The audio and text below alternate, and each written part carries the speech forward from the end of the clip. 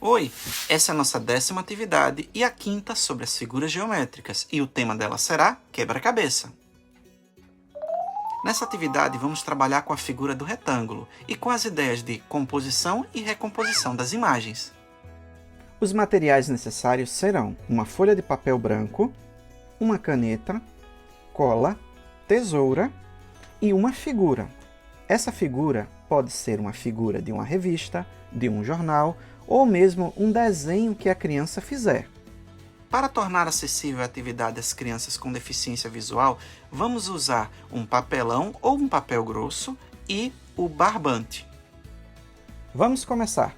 Pegue o desenho que a criança fez ou a figura que vai virar o quebra-cabeça e faça o contorno dela na sua folha de papel em branco. Em seguida, vire o desenho de cabeça para baixo e faça 2 linhas verticais e uma linha horizontal. Você estará dividindo o desenho em 6 partes, em 6 quadrados. Recorte os 6 quadrados que você acabou de desenhar atrás da figura que será usada para virar nosso quebra-cabeça. Use um dos quadrados que você acabou de recortar e faça as mesmas divisões dentro do retângulo da folha em branco. Faça 2 linhas verticais e uma linha horizontal.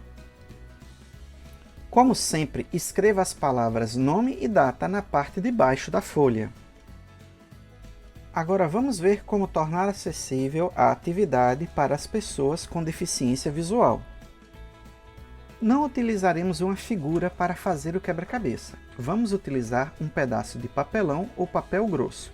Você fará da mesma forma que faria com a figura. Divida o retângulo em 2 linhas verticais e uma linha horizontal. Dessa forma, você terá 6 quadrados. Logo em seguida, recorte todos os 6 quadrados. Inicialmente, recorte 7 pedaços de cordão. 3 do tamanho da largura do retângulo e 4 do tamanho da altura do retângulo. Passe cola em torno de todo o contorno do retângulo, das 3 linhas horizontais e das 4 linhas verticais. Em seguida, cole os 7 pedaços de cordão que você acabou de recortar. Deixe a atividade secar por 10 a 15 minutos. Enquanto isso, recorte 6 pedaços pequenos de barbante. 3 serão colados na nossa folha branca, nesses locais. 2 na parte de cima e 1 na parte de baixo. Após colar os 3 primeiros pedaços de cordão, deixe a atividade secar.